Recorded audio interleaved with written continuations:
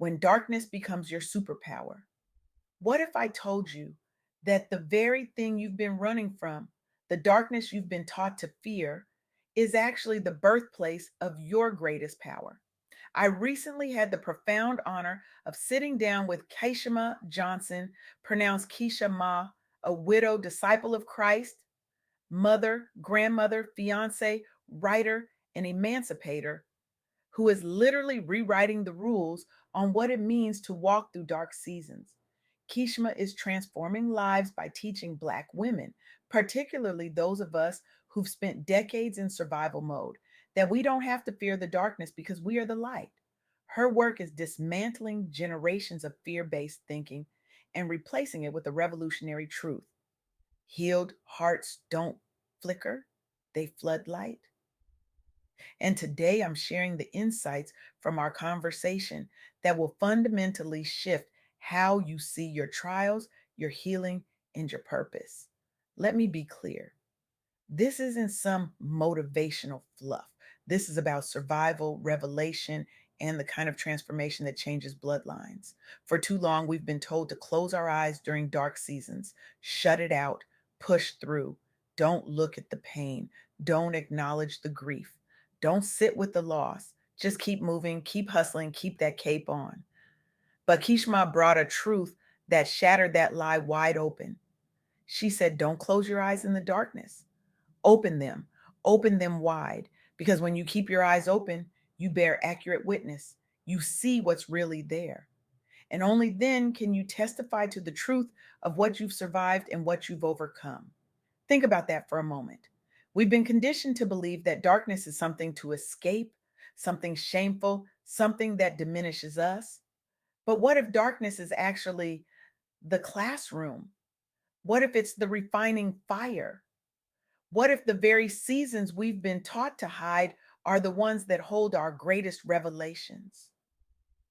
Kishma's declaration, I am no longer afraid of the darkness because I am light, isn't just poetic. It's a battle cry, it's a reclamation. It's the sound of a woman who has walked through widowhood, grief, systemic barriers, and the weight of carrying everyone else, and emerged not broken, but blazing. And here's the kicker: when you stop fearing the dark and start embodying light, you don't just illuminate your own path, you allow others to see their truths too. You become the floodlight that reveals what's been hidden, what's been suppressed, what's been waiting to be healed. Now, let's talk about the outdated belief that Kishma and I unpacked during our conversation. It's this idea that spiritual growth, personal development, and healing require you to avoid pain, to bypass the hard stuff, to put on a brave face and pretend you're fine. It's the belief that strength means never showing weakness, that faith means never questioning, that leadership means never resting. This belief has kept too many of us, especially Black women, trapped in cycles of overextension, burnout, and silent suffering. We've been the backbone of families, communities, churches, and corporations, all while our own hearts were hemorrhaging. We've been taught that our value is in our productivity, our service, our ability to hold it all together. And when we couldn't, we blamed ourselves. We called it a lack of faith. We called it weakness. But Kishima's core argument against this is simple and devastating. Hiding from the dark doesn't make you strong, it makes you fragile. It makes your light flicker instead of flood. A wounded heart that's never been tended to can't sustain the kind of illumination that transforms lives. But a healed heart, a heart that's been held, examined, grieved over, prayed through, and restored, that heart becomes a floodlight. That heart doesn't just survive, it thrives, it reveals, it liberates. And this is where the soft girl era comes in. This sacred pause we're creating for high achieving Black women isn't about being weak or passive. It's about being wise enough to know that rest is resistance, softness is strength, healing is holy work. And you don't have to carry the weight of the world to prove your worth. So let me give you 3 lessons from Keeshemah's truth that you can take home today. 3 shifts that will change how you navigate your dark seasons and step into your light. Lesson 1: embrace the dark with open eyes. Don't shutter your vision when trials come, whether it's business failures, personal grief, systemic barriers, or the weight of loss. Witness it, sit with it, let yourself feel it fully. Because when you keep your eyes open, you see accurately, and accurate sight leads to powerful testimony. Keeshemah is walking through a dark season right now. And instead of pretending it doesn't exist, she's bearing witness to it. She's learning from it. She's letting it refine her. And that's why her light is so undeniable. Lesson 2: heal the heart to unleash your light. A wounded heart flickers, a healed one floods. You cannot skip the healing process and expect to sustain your impact. Prioritize inner healing through faith, through therapy, through community, through rest, through whatever sacred practice calls to your soul. Heal so you can illuminate boardrooms, families, ventures, and generations. Heal so your light doesn't burn out. Heal so you can bask instead of barely surviving. Lesson 3: your light multiplies vision. When you shine, others see their paths too. Step into leadership not by hiding your dark seasons, but by wielding them as revelation for collective uplift. Your transparency becomes their permission. Your healing becomes their roadmap. Your light doesn't just guide you, it guides everyone watching.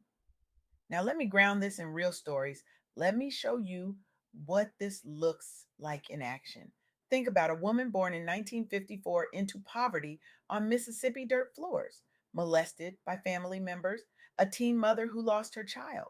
She had every reason to close her eyes to the darkness, but she didn't. She kept them wide open. She went to therapy. She journaled.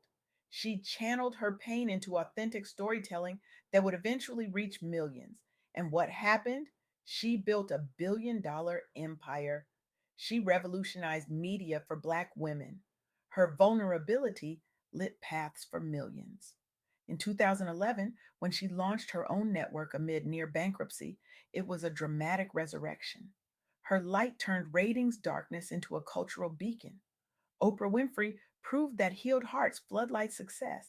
She didn't hide her scars. She opened her eyes wide in the darkness, witnessed what was there, and then used that testimony to transform an entire industry. She became the floodlight that allowed millions of women to see their own paths clearly. Then there's a woman who grew up in modest Chicago housing, navigating racism at Princeton and Harvard, balancing motherhood with a high stakes career, enduring public scrutiny during her husband's presidency. Michelle Obama had every opportunity to shrink, to hide, to protect herself by dimming her light, but she leaned into faith, community, and memoir writing to heal and reveal. She kept her eyes open to systemic darkness without retreating. Her book Becoming sold over 15 million copies. She launched initiatives empowering Black girls globally. Her light fostered generational sight. As First Lady, her Let's Move campaign slashed child obesity rates. Post White House, her 2018 arena tour sold out stadiums. She became a triumphant flare against doubt's shadows, affirming that Black women can shine unapologetically. Michelle didn't just survive the darkness of institutional bias and public criticism, she transformed it into a movement that gave millions of young Black girls permission to dream bigger, to take up space, to be seen.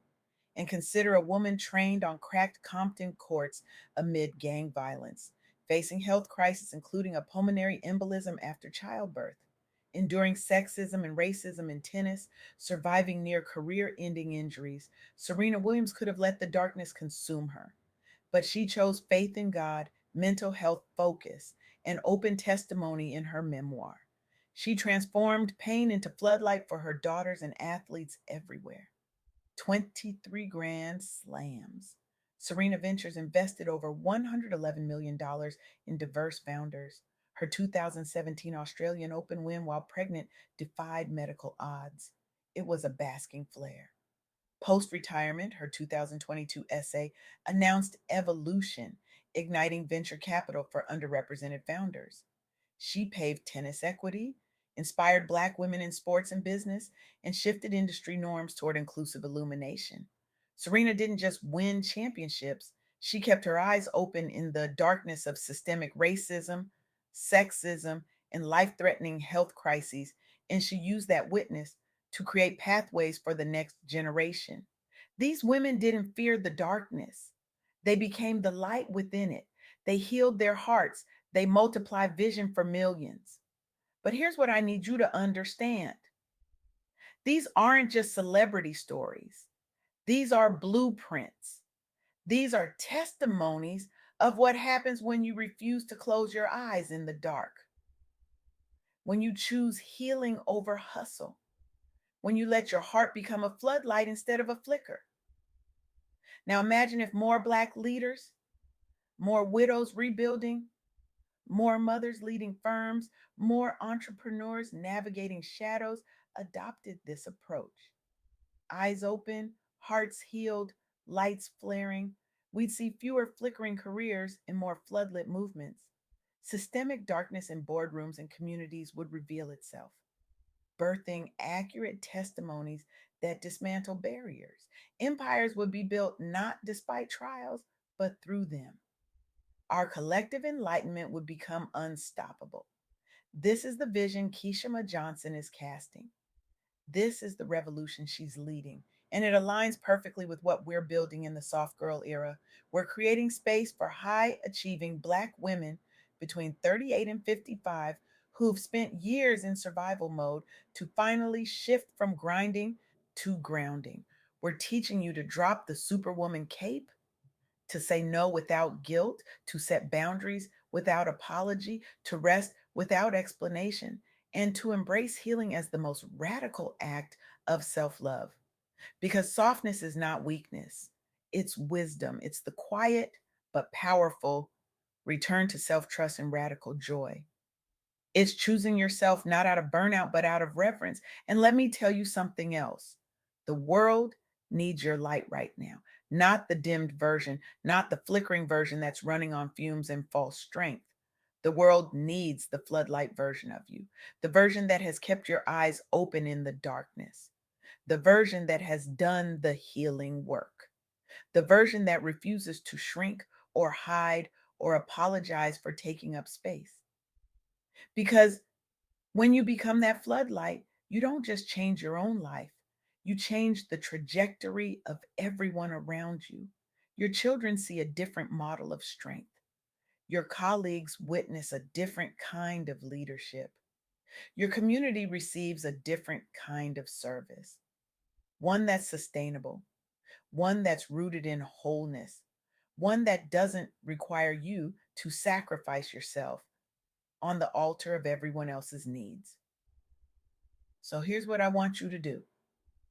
Tonight, when you get home, I want you to find your darkest corner, whether it's grief that you've been avoiding, doubt that you've been suppressing, delay that you've been resenting, financial strain that's been suffocating you, relational fracture that's been breaking you, the weight of expectations that's been crushing you. I want you to go to that dark place and I want you to whisper Keeshemah's truth. Say it out loud. I am the light. Say it again. I am the light. And this time, open your eyes. Look directly at what's there. Don't turn away. Don't numb it. Don't busy yourself past it. Witness it. Bear accurate testimony to what you're experiencing because that's the first step to transformation. Then I want you to tend your heart. Ask yourself, what healing do I need? What rest have I been denying myself? What softness have I been afraid to embrace? What boundaries do I need to set? What cape do I need to drop? And then I want you to take one action toward that healing. Just one. Maybe it's scheduling that therapy appointment you've been putting off. Maybe it's saying no to that obligation that drains you. Maybe it's taking a full day of rest without guilt. Maybe it's writing in your journal about the pain you've been carrying. Maybe it's reaching out to that friend who sees you. Whatever it is, do it. Tend your heart so it can become the floodlight it was meant to be. And finally, I want you to flare. I want you to let your light shine so brightly that it reveals paths for others. Share your testimony. Lead from your healed heart. Show up as the full, whole, soft, powerful version of yourself, not the version that's acceptable, not the version that's convenient, the version that's true. Do this daily. Make it a practice. Open your eyes in the darkness, tend your heart, flare, and watch what happens. Watch how your life transforms. Watch how your relationships deepen. Watch how your impact multiplies. Watch how your legacy shifts. Because when you stop fearing the darkness and start embodying light, you don't just survive, you transform, you liberate, you become the revelation that generations have been waiting for. Keeshemah Johnson is living proof. Oprah is living proof. Michelle is living proof. Serena is living proof. And you listening right now, you're next. This is your soft girl era. This is your sacred pause. This is your permission to be soft, to be healed, to be whole, and to let your light flood every space you enter. No more flickering, only floodlights from here. So I'm going to ask you one final question, and I want you to sit with it long after this talk ends. What would your life look like if you stopped running from the darkness and started recognizing yourself as the light? What would change if you healed your heart fully? What movements would you birth? What barriers would you dismantle? What generations would you free? The darkness isn't your enemy, it's your classroom, your refining fire, your testimony in the making. And you, beloved, are the light that transforms it all. Open your eyes, tend your heart, flare. The world is waiting for your floodlight.